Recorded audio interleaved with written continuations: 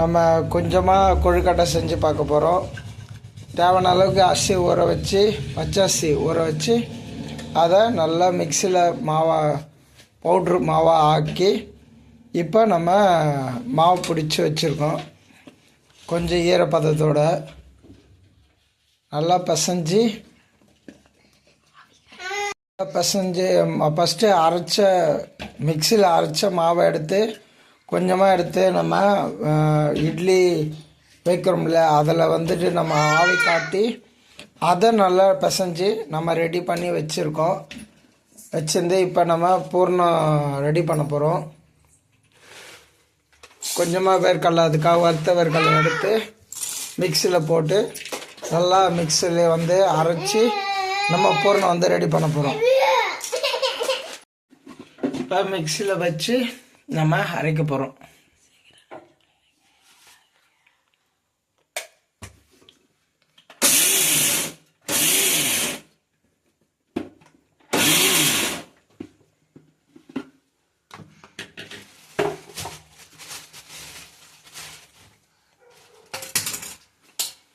இப்போ லைட்டாக நம்ம குறைன்னு மல்லாட்டியாக அரைச்சிக்கணும் வறுத்த வேர்க்கடலை. இப்போ கொஞ்சமாக வெல்லம் அதில் போட்டு அரைக்கணும்.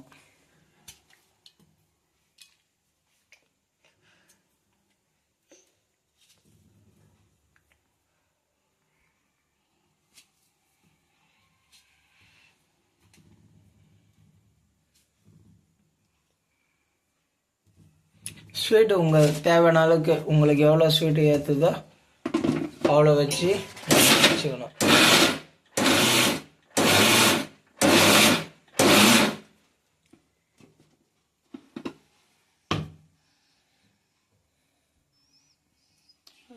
அவ்வளோதான், பூர்ணம் ரெடி ஆகிடுச்சு.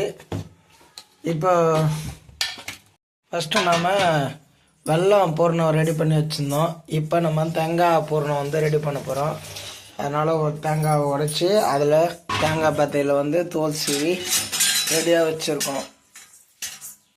நம்ம சாதாரணமாக வீட்டில் உள்ள சீவலை எடுத்து நம்ம சீவிக்க போகிறோம். நல்லா ஃபைனாக சின்ன ஹோல்ஸில் நம்ம சீவ போகிறோம். சின்ன ஹோல்ஸில் சீவ வச்சாதான் அந்த பீஸ் எல்லாமே சின்னதாக கட் ஆகும். இந்த சின்ன பீஸாக போகிறதுனால நம்மளுக்கு ஜீரண கோளாறும் வராது. அதனால் சீக்கிரமாக ஜீரணம் ஆகிறதுக்காக நம்ம சின்ன பீஸாக சீவல் போட்டுக்கிறோம். மாவு எடுத்து கரெக்டாக உண்டை பிடிச்சி நம்ம இந்த மாதிரி பூர்ணத்தை நம்ம ஆல்ரெடி ரெடி பண்ணி வச்சுருக்க வெல்லம் பூர்ணத்தை இப்போ அதை உள்ளே வச்சு ஸ்டஃப் பண்ணி நம்ம மடிக்க போகிறோம். நல்லா ஏன்னா ஆவி காட்ட சொல்ல உடஞ்சிடாத, இல்லை இது திறந்துட்டு பூர்ணம்லாம் வெளியே வந்துடும். அந்த மாதிரி வராத நல்லா அழுத்தி ப்ரெஸ் பண்ணி நம்ம மடிச்சுக்கணும். இதே மாதிரியே ஒன்று ஒன்றா நம்ம ரெடி பண்ணி வச்சுக்கணும்.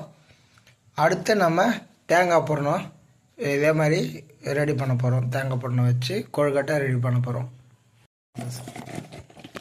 இல்லைப்பா சார்,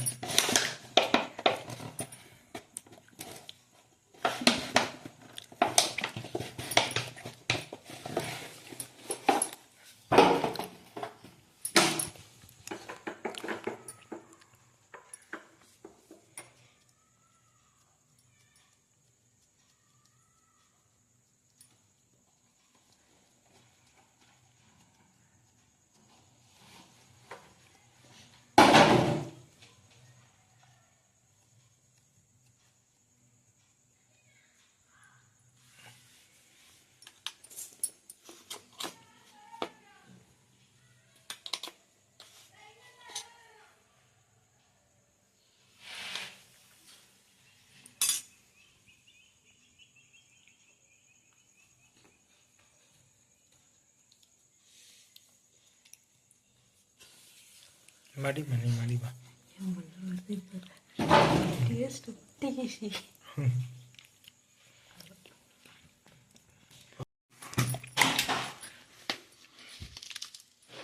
தேங்காய் பூர்ணம் நம்ம ரெடி பண்ணுறோம். அதில் வெள்ளை சக்கரை யூஸ் பண்ணக்கூடாதுன்னு சொல்லிட்டு நாங்கள் வந்து நாட்டு சக்கரை யூஸ் பண்ணி நாங்கள் தேங்காய் பூர்ணத்தை ரெடி பண்ணுறோம்.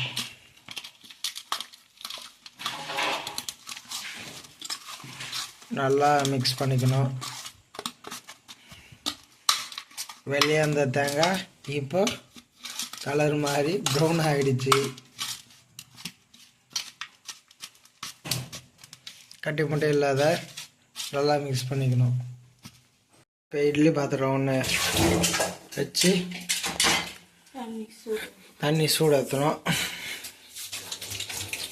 இதை நீங்கள் சூடேற்றும் போதே வந்து நீங்கள் கொழுக்கட்டை எடுத்து வைக்கக்கூடாது. ஏன்னா தண்ணி வந்து நல்லா சூடானதுக்கப்புறமா எடுத்து வச்சா போதும். அப்போ தான் உங்களுக்கு சீக்கிரமாக வேகும். இல்லைன்னா ரொம்ப டிலே ஆகும்.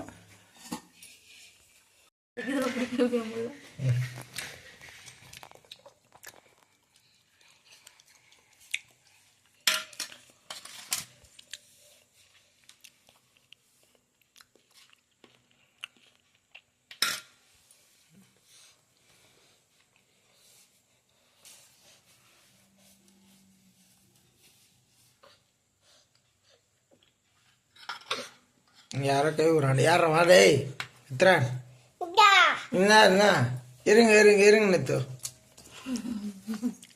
தேங்காய் கொழுக்கட்டை பிடிச்சாச்சு. கொழுக்கட்டை பிடிச்சி வச்சுருக்கோம். வெள்ளை பூர்ணமும் அப்புறம் தேங்காய் பூர்ணமும் நம்ம ரெடி பண்ணி வச்சுருக்கோம். இப்போ தண்ணி சூடானதும் நம்ம இட்லி கொத்த வச்சு நம்ம வைக்க போகிறோம்.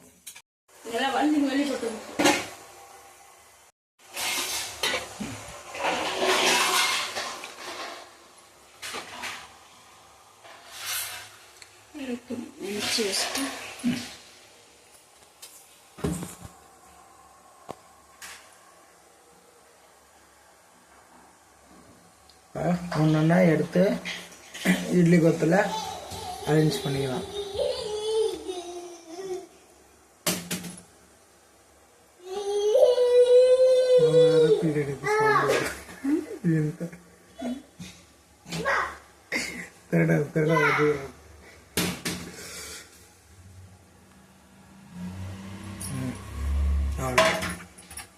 இப்போ தட்டு வந்து முடியல. இங்கே பாருங்கள் ஆவி வருது பாருங்கள். தண்ணி வந்து நல்லா கொதிக்குது. கொதிச்சோடனே ஆவி வருது. இப்போ தட்டு போட்டு மூடிடலாம். மூடினதான் அந்த எவாப்ரேஷனில் இப்போ கொழுக்கட்டை வந்துடும். இப்போ தந்து பார்க்க போகிறோம் வந்துச்சா இல்லையான்னு. ஆவி அடிக்குது பாய் பேக்கில். அதனால் மறுபடியும் மூடிடுறோம். மூடிட்டு ஒரு 10 நிமிஷம் வேக வைக்கணும். அதுதான் கொழுக்கட்டை வெந்து விட்டது. அந்த ஸ்டவ் ஆஃப் பண்ணிட்டு ஒன்றா எடுத்து தட்டில் வச்சிடலாம். நல்லா அழுத்தி விடவே எதுவும் இந்த கிராக் வந்து எதுவுமே வெளியே வரல. பார்த்தீங்களா, பூர்ணம் எதுவுமே வெளியே வரல பாருங்கள். ஒன்றா எடுத்து நம்ம தட்டில் வச்சிடலாம்.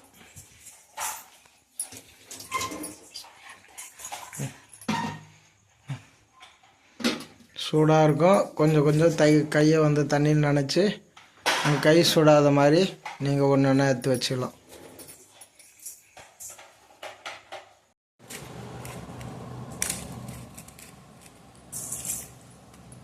இருங்க நித்திரன் ஆறட்டும்.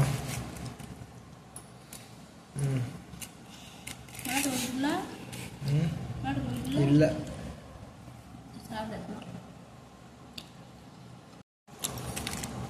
இப்போ நம்ம ஒரு வாரத்தை வைக்க போகிறோம்.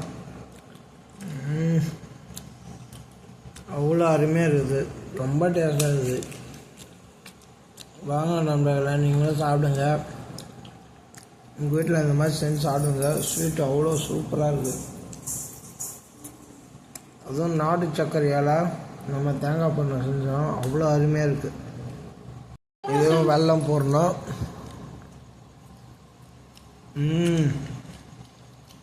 இதுவும் அவ்வளோ அருமையாக வந்து நல்லா ரொம்ப டேஸ்ட், நாக்கு சுவையாக இருக்குது. நீங்களும் உங்கள் வீட்டுக்கு ட்ரை பண்ணி பாருங்கள்.